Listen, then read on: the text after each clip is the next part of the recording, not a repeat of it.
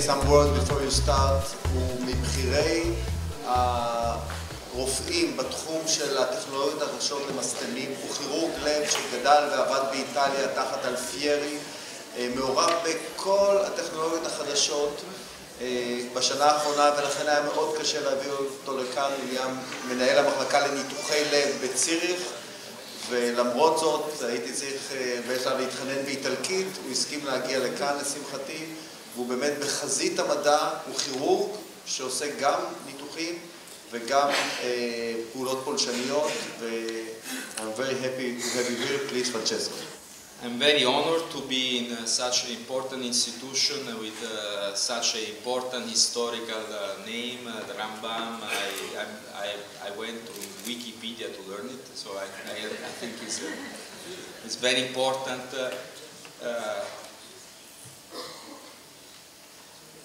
It's very important to be here and to try to share with you my experience, which I think is going to be our experience in the next future.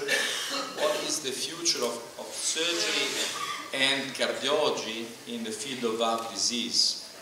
And it's always beautiful to speak about the future because nobody can blame you. I mean, I can tell whatever I want. But in a few years you will say, well, we'll see if we were right. Anyhow, if you think about the future, you have to look forward.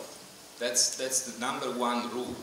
If you want to be ready for the future, don't go backward, or at least you may don't forget the history, but you need to be really open-minded because the future will bring new things that you are not expecting.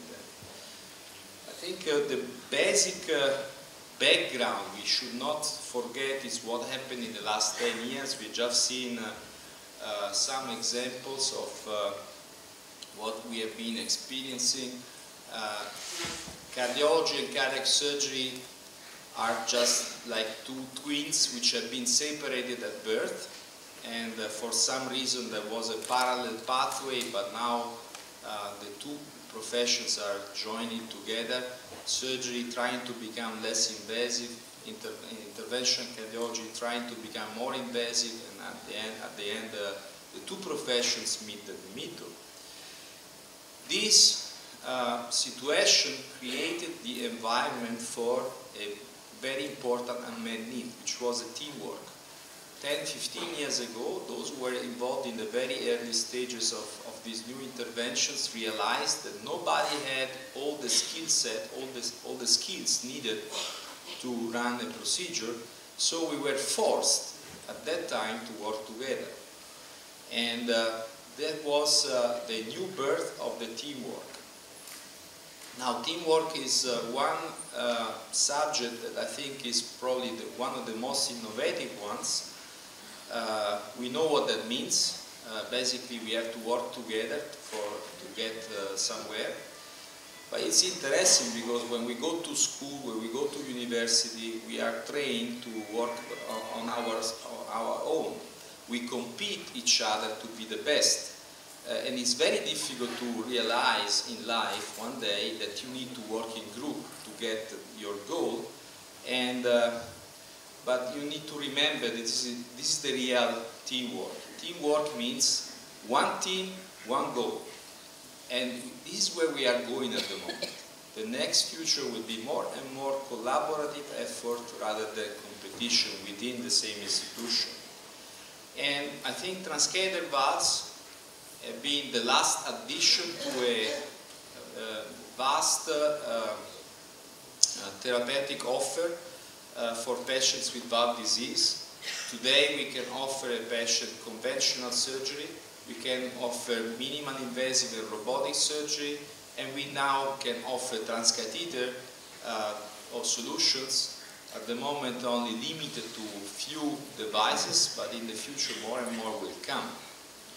Now, depending on where you are in this picture, if you are an interventional cardiologist or you are a surgeon, or you are anywhere in this field, you probably have your own background, your own ideas, your own beliefs, and I have to say, you need to be very careful with predictions. What is the role of each one of these procedures in the next 10, 20 years? Now, for those who know German, and I think everybody knows German, I have this slide because I live in a German country. So this is one of the, I think is the last king of Prussia. And he made a prediction when he saw his first car. He said, I don't believe in cars, I believe in the horse. Car is going to be just a temporary solution. And I think it was not that right, no? I think if you think about the evolution of human transportation, probably more or less 100 years ago, there were mainly horses transporting men. And from the point of view of somebody who would have a horse, a car would not be a very good idea. Just like today, if you look at a new device like we'll see now, I will show you a transcatheter annuloplasty. It's a very complicated device. You need a lot of technology, you need a lot of environment. And so you think yourself, why should I go in this direction once I can implant an annuloplasty ring in 5 minutes in a cross clamp? Why should I do this? And this was the same thing, I think, for those who own the horse and they saw the car and say, okay, why should I buy a car? I need to find a place to buy the gas. There is a lot of risks. I need to learn a new technology, new technique. Why should I do it? So at the beginning, those who didn't believe in cars would show you these pictures. This is what happens if you drive a car. Don't drive cars. It's very dangerous. And also there will be a lot of problems with technology. At the beginning, when you start a new environment, technology probably is not ready 100%, and you need to compromise. Like in this case, at the beginning, you need to find hybrid solutions. And again, those who don't believe in the future will tell you, yeah, you know, but this is very complicated. So, if you are a romantic person, like I am, I'm very romantic, I think surgery is the most romantic way to treat the mitral valve. But the future, I don't think is too romantic. You need to be ready to drive into the future. And so this is a modern car. Actually, this is the car my kids are trying to convince me to buy. It's a Tesla. You know why they want it? Because there is a big iPad in the middle of the cockpit. So, this is the background.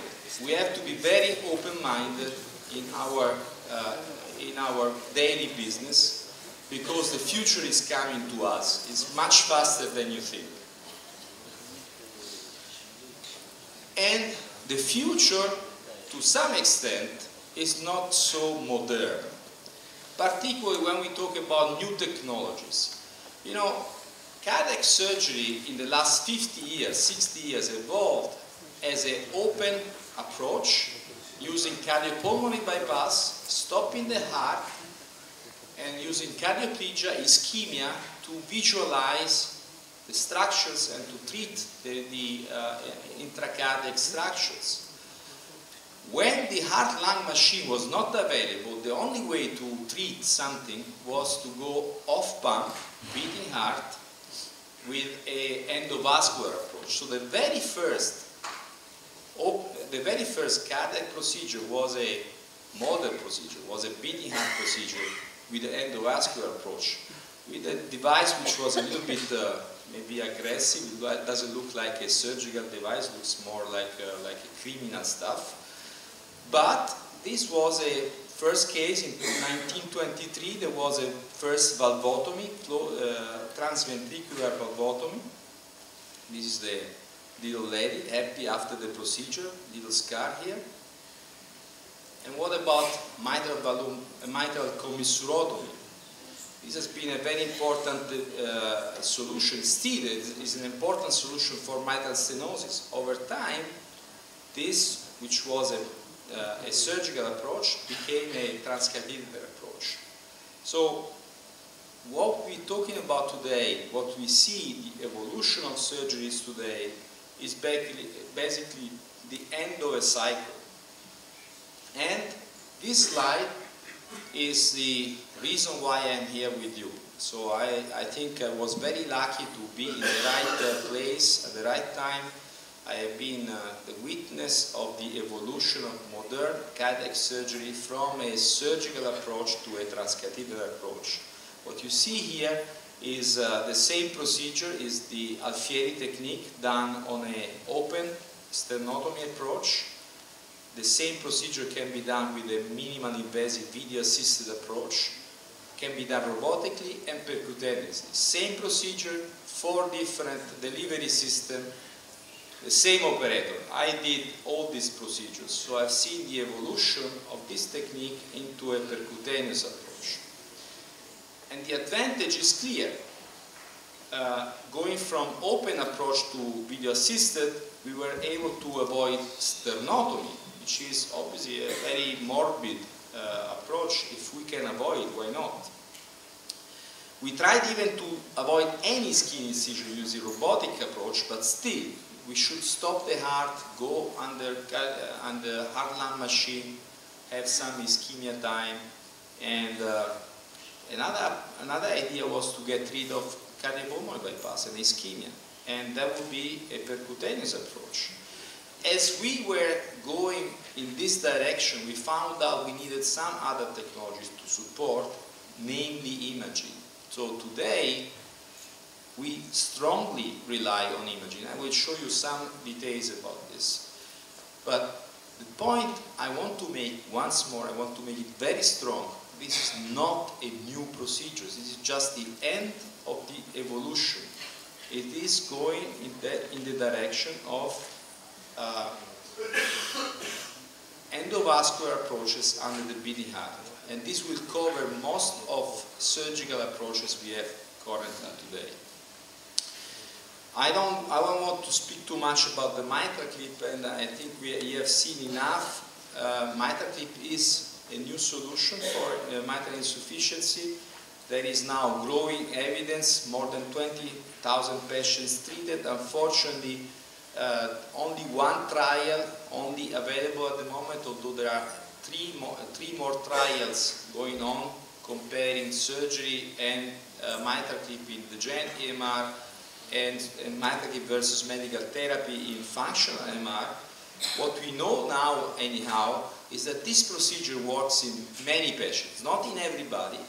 It improves mitral regurgitation in about 80% of patients with improvement of symptoms, and more importantly, reducing the need for rehospitalization in heart failure patients. So it is a very promising solution. Still, we need to learn everything. We are learning. We are still experiencing what is the limit of this procedure. To some extent, also knowing that it's very limited what we have. We have only one tool, and we try to apply this tool to every patient. In the future, will probably not be like this. And in the future, hopefully, we'll have more data with new randomized studies. But still, I want to make the point that this procedure now is getting more and more utilized in the world, and the limits for the indications, the limit for the applicability are expanding. And in my perception, this is not anymore a device, it's a tool that you can use in different ways. It's like in surgery, a suture is not a device, it's a tool. It depends on how you use the suture, the outcome. So there are many such tools which are coming in the next future. So this patient, for instance, is a patient that only 5 years ago would not be treated because of very aggressive restriction of the posterior leaflet. This patient got 2 clips with excellent result. So those indications that we thought were not good indications only 5 years ago, today are common practice. I can show you a number of special cases, like this patient, for instance, a recurrent mitral regurgitation after mitral clip. So this patient now got back 3 years later, and he got another mitral clip, and I want to impress you with a 5-clip patient, okay? That I can impress you, right? I don't want to impress you, so I can impress you with combining procedure in the same patient. The patient will require the TAVI, mitral clip, and closure of the appendage. We associate also tools in the same patient. In a patient with a residual MR after mitral clip, the solution was to implant an implanter. So again, these are extreme cases that I put them on purpose to create some questions in your mind, but this is the direction we are going. We are using these devices as tools, and we adapt our technologies to our patients to try to reach the best possible in each individual patient. But what I want to really stress now is that mitral clip is not a palliation. These technologies should not be used as palliative solutions. If you use them well, these technologies can be as good as surgery. It all depends on how we do that. So this is one example of a patient who been treated in our institution a few months ago. He's an 83 years old patient who has an intermediate risk profile. I have been talking to this patient. He really didn't want to think even about surgery. So we have been discussing for 1 month. At the end, he came back again saying, no, I want a mitral clip. I don't want surgery. So we agreed at the end that I would try mitral clip. And I thought it was a good anatomy. But if there was no good outcome, I would operate him within 1 month. This was the agreement. Now, this is then the procedure. Mitral clip case, you see here nicely how the 3D echo shows you the device. You have seen already some examples. This is the outcome after we implanted the first clip in this patient with a prolapsing leaflet. As you see in this picture, the MR is almost disappeared, and in most live operations, live cases, it will be regarded as a very good outcome, but an experienced operator today should be very critical with outcomes. So what you can see in this picture now, that although the flail has been captured by the clip, still there is a lot of movement here. And this will be a very high risk for recurrence. And also, after you release the clip, you see that the reduction of MR, although substantial, still is not complete. So for this reason, we look at this more carefully. You can see on 3D there are 2 jets on both sides of the clip that are just telling us that there is still too much motion of the leaflets. So the solution is very simple. You need to put more clips to achieve better coarctation. So the second clip has been implanted, and now you see MR almost really disappears at the moment. You see here also on 3D. Here you see just a little lateral jet. But again, look at here. Again you see too much excessive motion. If you do surgery, as a surgeon, I will not accept residual billowing or prolapse like this with some residual MR. I know that within 2 or 3 years this patient will come back. So in this particular case we implanted a third clip, although the MR was not so important. And the end result has been like this. As you can see, basically no residual MR, no residual billowing. So the target of this therapy should not be different from surgery. As with surgery, we need to be crucial, we need to be very critical in achieving the best possible anatomical and functional outcome to provide not only early improvement, but also long-term durability. And this is now, let me go back 1 second to surgery. Now, you see now again the same procedure, left and right. And as a surgeon, I still believe surgery plays a tremendous role in treating patients. But surgery is somehow limited. Although you see well, on the left side you can see very well the mitral valve anatomy.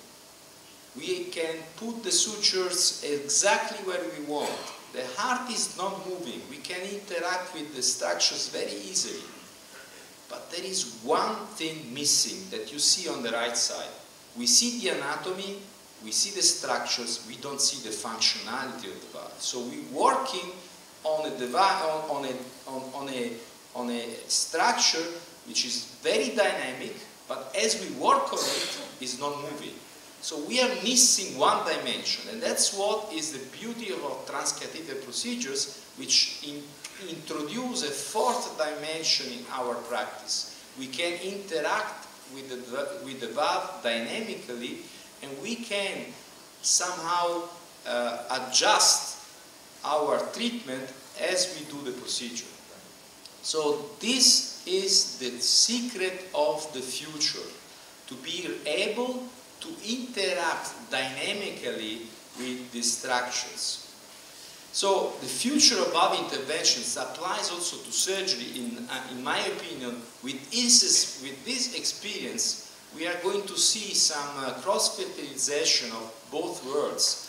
Again, surgery will learn from transcatheter procedures to be more dynamic. One example is this dynamic annuloplasty. So this is a device which allows a surgeon to implant an annuloplasty ring, which will be then adapted under beating heart condition to the size of the mitral valve. So you see the ring here. This ring is adjustable, and so the surgeon can wait until the final decision, when the patient is weaned from a cardiopulmonary bypass, to decide how big should be this annuloplasty ring. It's not a trivial question. So we did a study here showing that using an adjustable ring, you can improve almost in every patient coaptation. So you can improve almost in every patient the expectation of durability. Next step is to do this completely percutaneously. The next step is already happening. So if you look at this picture, you see two different annuloplasty rings implanted, but they are very different patients. The patient on the left is a patient who got a surgical ring. The patient on the right got still a surgical ring, but without surgery, with a percutaneous implantation. And you already see in the animation, this is a device which I think is enriching the portfolio of transcatheter procedures to treat the mitral insufficiency. And this device brings a surgical ring into the left atrium, into the heart, with a transcatheter approach. So this is a surgical standard delivered with a transcatheter approach.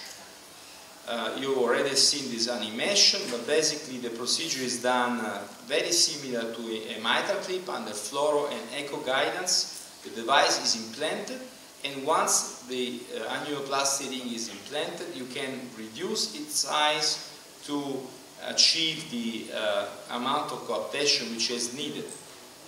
So here is how this device can be reduced, and here is I show you now just a quick snapshot of what you observe in a typical case. This is a patient who has MR. The ring has been already implanted. The annuloplasty ring is already implanted. It's not yet reduced. Now you see the difference of size from here to here. The final size is almost 40–50% smaller as baseline, and now you see no more mitral regurgitation. And all this is done under beating heart conditions, under physiologic conditions. This device now has been implanted more than 35 patients with excellent outcomes and with durable results which are in line with surgical annuloplasty. Again, it will not probably function in every patient, but it functions in a majority of patients with a very low risk profile and will become an interesting adjunct to our portfolio. Annuloplasty is not the only technology which is behind the corner. There is also many others. More important, probably the most important one which we are all expecting is replacement. Replacement, as you have seen before, can already be done we can already replace the mitral valve in those patients who have a failed surgery, either a failed bioprosthesis or a failed annuloplasty. So we can do today already valve rings. I will not go too long into this because you already seen one case. But the next the next step is going to be able to implant a new valve in a native anatomy. This has been already done in about 15-20 patients in the world. There are different devices, different solutions. In the future, I think this year we will see many more patients done, and we will see what is the role of mitral replacement in the next future. The mitral is not the only valve. There is another valve which is coming, which is a tricuspid valve. There are currently two technologies. Mitral line is one technology which is now entering this field of tricuspid. Fortec is another device which has been developed also here in Israel. And there are solutions today to treat tricuspid insufficiency with a non-invasive approach. So stay tuned, because this is also coming in the next future.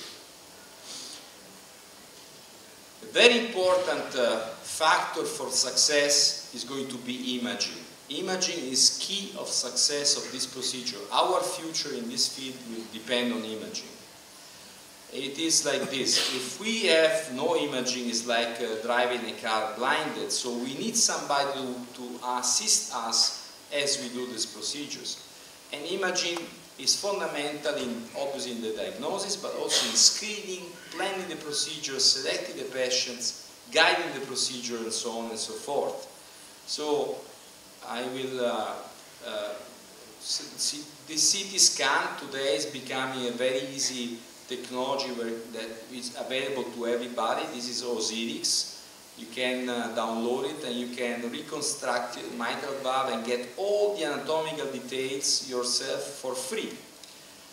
There are also more complicated technologies. This is Philips, the latest technology for heart navigator, and this is a course of Carlos Ruiz. With CT scan you can prepare and plan a transcatheter valve implantation, in this case a Tiara valve, again a technology from Israel. But guidance also is very important. So co-registration is going to be standard practice. This is again is a commercial available technology. We have it in Zurich, and it's going to be able to become available in many other places in the world, where you can fuse the images of echo and the images of fluoroscopy during procedures. This will enable procedures to become faster and safer. In terms of planning, we can do a lot. I'll just show you one example. We can get patient-specific reconstruction of the ventricle and of the mitral valve, so that we can basically reproduce patient-specific motion and anatomy of any valve. We can add leaflets, subvalvular apparatus, and we can make this valve function. Now, once you have this tool, you can simulate annuloplasty, can simulate different size annuloplasty, different shapes of annuloplasty.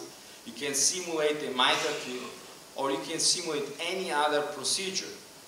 Imagine, before we take a decision in the future, imagine we can take a patient-specific anatomy and make our planning and take a decision what is the ideal procedure for that specific patient. This is going to be, it's not science fiction. This is going to be reality in a few years from now. So, this is the landscape that we have in front of us. And once more, I would like to stress that we are going to see a combination of solutions. In the future, there will be patients who will benefit from conventional surgery, which will be different from today's conventional surgery, because it will be more modern. It will use more devices. It will use less sutures. And also we will have new technologies for transcatheter approaches, and they will be complementary. We will find the ideal indication for the specific patient. But what will be common, that these procedures will be done under maximum safety. So I think Professor Bolotin has been instrumental, for instance, in developing stroke prevention during surgical procedures. This is going to be one of the important topics in the future. So we have to be really open-minded in the future to combine these opportunities to use the right procedure for each individual patient.